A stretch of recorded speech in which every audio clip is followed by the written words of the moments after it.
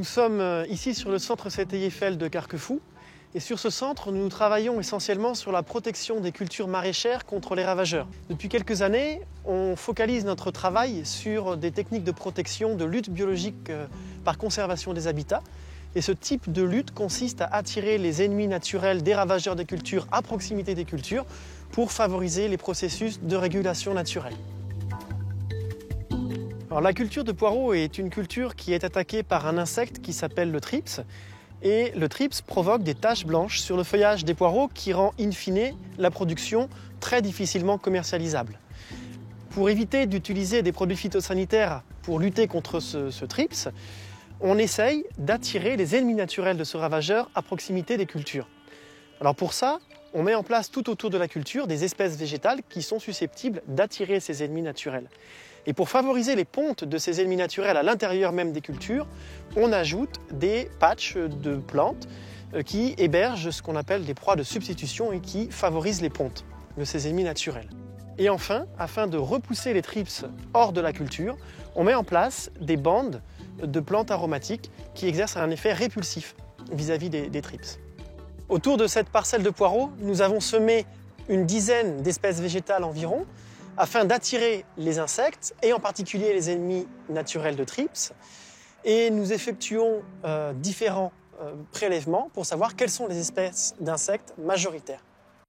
Voici une tente malaise. Les insectes sont attirés dans un premier temps par la lumière, montent le long de la paroi pour retomber dans un tube rempli d'alcool. Les insectes qui ont été capturés dans la culture de poireaux sont ramenés au laboratoire où ils sont identifiés et dénombrés. Et on voudrait aussi savoir s'ils ont consommé ou pas les plantes qui ont été implantées à proximité directe de la culture de poireaux. Pour ça, on va aller chercher l'ADN de ces plantes-là dans le contenu digestif des thrips et de leurs ennemis naturels. Et si on retrouve de l'ADN de ces plantes, on saura que ces plantes ont été consommées et que par conséquent, elles ont contribué à attirer les ennemis naturels de thrips à proximité de la culture. Pour choisir les plantes répulsives que nous implantons au milieu de notre parcelle de poireaux, nous effectuons des tests d'olfactométrie au laboratoire qui consistent à proposer à un thrips 2 odeurs et nous observons le choix qu'il effectue.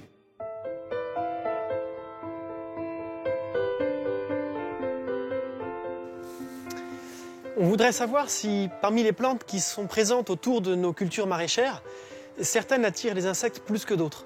Et pour ça, on a développé une caméra qui, associée à un logiciel d'analyse d'images, permet de compter les insectes sur chacune de ces plantes. Les données qui ont été collectées au champ par la caméra sont transférées sur un ordinateur et à partir de là, on va pouvoir traiter les données avec un logiciel qui s'appelle Agathe. Ce logiciel va permettre de compter tous les insectes qui passent à proximité de la plante qui a été filmée, d'une part, et va aussi permettre de tracer l'ensemble des trajectoires qui ont été empruntées par les insectes pendant la période d'observation.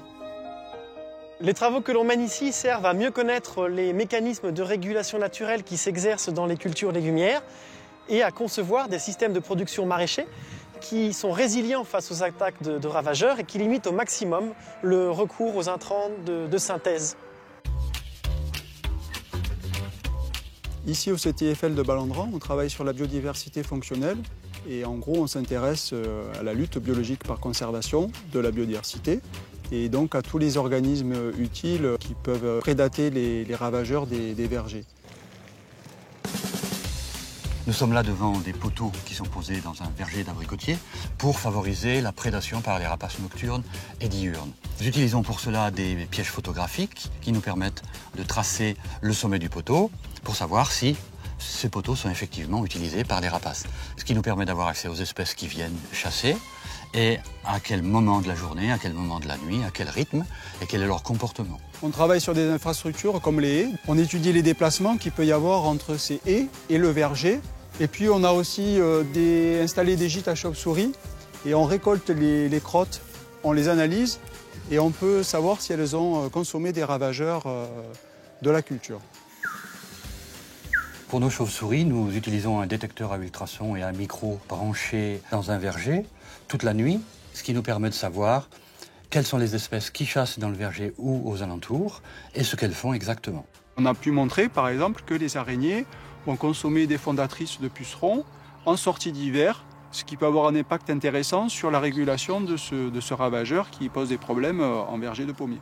Là on voit des larves de coccinelle et puis des nymphes en fait. Ce sont surtout les larves qui sont assez voraces et très mobiles et qui consomment les pucerons.